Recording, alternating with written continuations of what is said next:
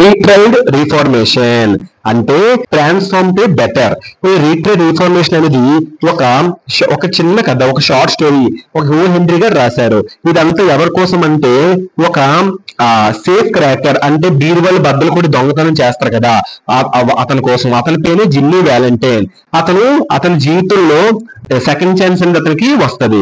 Jimmy jail నుంచి క్షమాభిక్ష పొంది ముందుగానే బయటకు వచ్చాడు. అది అతనికి ఎక్కువ కాలం వేశాడు, కానీ అతను అంత శిక్ష పూర్తిగా అనుభవించుకొని ముందుగా వచ్చాడు. నిజాయితీతో కూడిన సరైన జీవితం గడపమని అక్కడ జైలు సలహా ఇచ్చారు. కానీ జిమ్మీ అమాయకుడిగా అవన్నీ విన్నట్టుగా నటించి అదేం పట్టించుకోకుండా మళ్ళీ జైలు నుంచి బయటికి రాగానే తన పాత నేరములను మళ్ళీ మొదలు పెట్టాడు. సో మళ్ళీ వెంటనే అతని ఇంట్లో ఉన్న సీక్రెట్ రూమ్ కి వెళ్ళి ఆ సీక్రెట్ రూమ్ లో దొంగతనముకు కావలసిన ఖరీదైన పవర్ఫుల్ టూల్స్ అవన్నీ కూడా తీసుకొని దొంగతనం చేయడం మొదలు పెట్టాడు. రకరకాల పట్టణాల్లో ఆ బీరువాళ్ళు సేఫ్స్ పగలగొట్టి దొంగలింపడం మొదలు పెట్టాడు. సో పోలీసులు ఏం చేశారు అంటే జిమ్మీ బయటికి వెళ్ళగానే ఇదంతా జరుగుతుందని చెప్పి పోలీసు వాళ్ళు డన్ ప్రైజ్ అనే ఒక డిటెక్టివ్, దొంగలు పట్టుకునే ఒక వ్యక్తి, నేర పరిశోధకుల్ని అపాయింట్ చేశారు. జిమ్మీ ఎల్మోర్ అనే ఒక పట్టణంకి వచ్చాడు. ఇక్కడ నుంచి జిమ్మీ ఒక స్టోరీ మొత్తం కథ తిరుగుతుంది. ఆ ప్రాంతంలో ఉన్న ఒక బ్యాంకర్కి ఒక అందమైన కూతురు ఉంది. ఆమె పేరు యానబెల్ అడమ్స్. ఆమె జిమ్మీని కలిసింది. వెంటనే ఆమె ప్రేమలో పడింది. అమ్మాయిని ఎప్పుడైతే చూస్తాడో వెంటనే జిమ్మీ ఏం చేస్తాడంటే కంప్లీట్ గా నేను ఇంకా దొంగతనాలు చేయను, నేను కంప్లీట్ గా మారిపోతాను, ఇదే రిట్రీడ్ రిఫార్మేషన్, ఇక్కడ మారుతాడు. సో మారిపోతాను నిశ్చయించుకున్నాడు. వెంటనే తన పేరుని జిమ్మీ వ్యాలంటైన్ అనే దొంగ పేరుని కంప్లీట్ గా ఏమని మార్చుకుంటాడంటే రాబీ స్పెన్సర్ గా అతను నామన్ క్లేచర్, సో నామం పెట్టుకుంటాడు.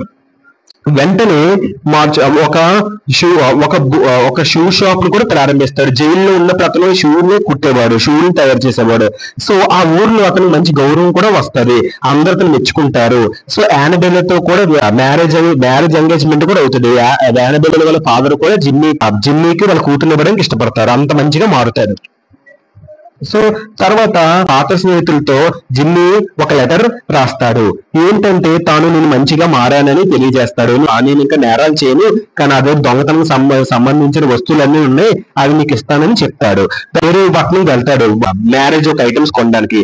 ఈలో ఒక తీవ్రమైన ప్రమాదం జరుగుతుంది.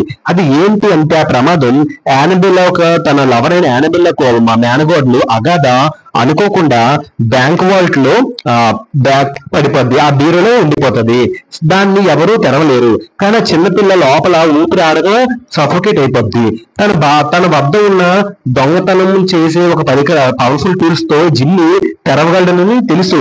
సో ఫైనల్ గా అతని ఐడెంటిటీ దొరికినా పర్లేదు, ఆమె ప్రాణాలు నాకు ముఖ్యం, ఎంతైనా నా ఒక వైఫ్ ఒక మేనగోడలు అని చెప్పి ఆ పిల్ల ప్రాణాలను రక్షించడం కొరకు తాను నేరస్తుడిగా గుర్తించిన పర్లేదని, నేను దొరికిన పర్లేదని ఆ పిల్లని కాపాడుతానని అనుకుంటాడు. సో ఎలాగైతేనే ఆ పాపని తను రక్షిస్తాడు. సో అప్పుడు జిమ్మీ త్వరగా పనిచేసి వెంటనే ఆ బీరువాను ఓపెన్ చేస్తాడు, అగాధని రక్షిస్తాడు.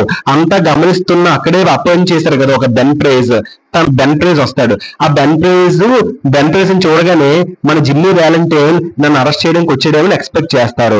వెంటనే ఒక బెన్ ప్రైజ్ దగ్గరికి జిమ్మీ వ్యాలంటైన్కి వెళ్ళి దేవుడే నన్ను పట్టించాడు సార్, నన్ను అరెస్ట్ చేయండి, నాలాంటి వాడు జైలు ఉంటుంది కరెక్ట్ అని ఆ బెన్ ప్రైజ్ చెప్తాడు. అంటే బెన్ ప్రైజ్ మాత్రం నటిస్తాడు, ఇతను దొంగతనం చేశాడని తెలుసు, కానీ నేను మార్చుకున్నాడు ఇక్కడ అని తెలుసు. కానీ వెంటనే నువ్వేం మాట్లాడుతున్నావు, జిమ్మీ ఏంటి, నీ పేరు రాల్ఫ్ కదా, నేను చెప్పాను కదా జిమ్మీ అనే పేరుతో రాల్ఫ్ గా మార్చుకుంటాడు. సో అని చెప్పి పోలీసు తెలిసినా సరే కావాలని అరెస్ట్ చేయకుండా మనిషి మంచిగా మారాడు కదా, మనిషి రెండో ఛాన్స్ ఇచ్చాము, మళ్ళీ మంచిగా మారినా సరే ఇలాంటి మళ్ళీ జైల్లో తీసుకెళ్లి ఇంకా బాధ పెట్టడం ఎందుకని చెప్పి మంచి మనసుతో ఆ బెన్ ప్రైజ్ అతన్ని అరెస్ట్ చేయకుండా వదిలేస్తాడు. దీన్ని బట్టి ఈ లెసన్ బట్టి అర్థమైన మన నీతి ఏంటంటే మనిషికి రెండో ఛాన్స్ ఇవ్వాలి మారటానికి. ఇస్తే ఏ మనిషి అయినా మారే అవకాశం, ఒక్కసారి తప్పు చేసినప్పుడు ఒక మనిషికి రెండోసారి అవకాశాన్ని మనం ఇస్తే ఆ మనిషి మారటానికి ఒక ఆధారం అనేది వస్తుంది. సో ఈ కథ ద్వారా మనకి ఏది తెలుస్తుందంటే ప్రేమ, దయ ఇవన్నీ చాలా శక్తివంతులైనవి. ఇవి ఒక మనిషికి మంచిగా మార్చడానికి కూడా మార్చగలమని ఈ కథ ద్వారా మనం తెలియజేసుకోవచ్చు. ఓకేమ్మా, hope you understand this lesson. This is the lesson, a retrade reformation. Hope you understand this lesson. Thank you so much. Bye.